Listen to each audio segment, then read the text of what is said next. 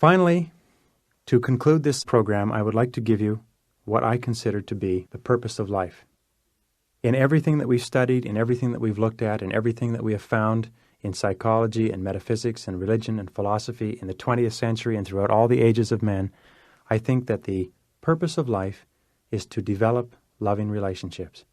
That when we look back over the landscape of our lives from any particular vantage point, we will find that the most valuable and the most precious things that we have ever enjoyed or experienced are caught up in the quality and the quantity of the loving relationships that we have enjoyed.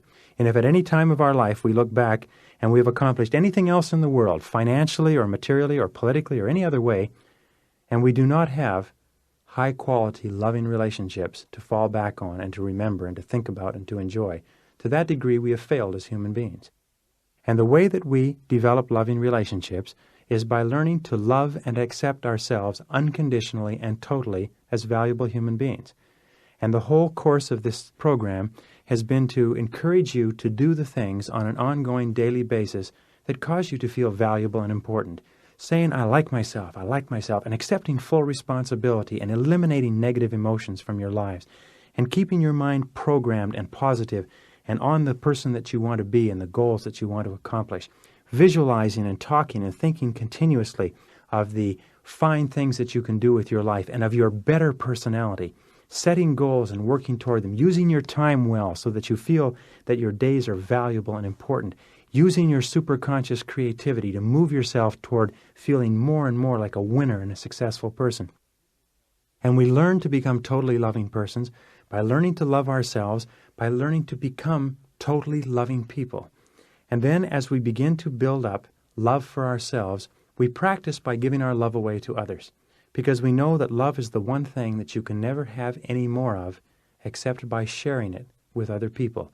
Love only grows by sharing, and the more that you give away, by the law of indirect effort that we talked about, the more you give away, the more you get back, and the more you have.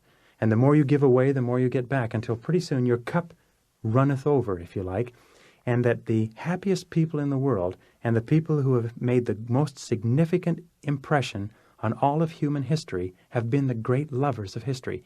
First and foremost among whom was Jesus of Nazareth, but St. Francis of Assisi and Albert Schweitzer and Sister Teresa, the great lovers, the people who have been able to express love over the widest areas of human history, are the people who have changed the whole course of our destinies. So we learn to love ourselves, and then we practice by giving our love away. And I'd like to leave you with a little story. I met a beautiful older woman, a grandmother, in Berlin a couple of years ago, and she had a lovely, radiant, loving way about her. And I asked her about her life, and I asked her what her experiences were in growing up, because she had this rare quality of a truly, totally loving human being. And she said that when she grew up, her mother and her father were very loving people, and they taught them to love and to have kindness and compassion and patience for other people. And they taught them to love each other, and they taught them to love people outside of their families.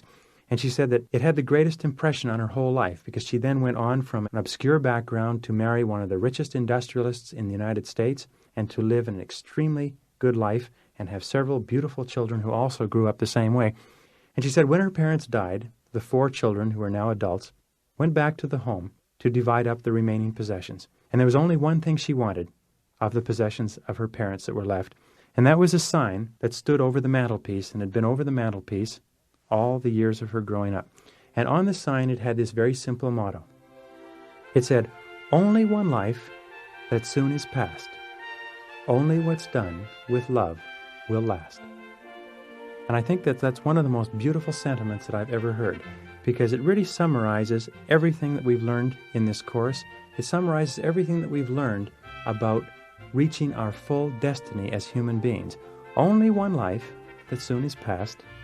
Only what's done with love will last. Ladies and gentlemen, if we could live our lives to that credo, if we could live our lives and practice the golden rule by learning to love ourselves and learning to love others, only then can we go on to the full realization of our human destiny. Thank you very much.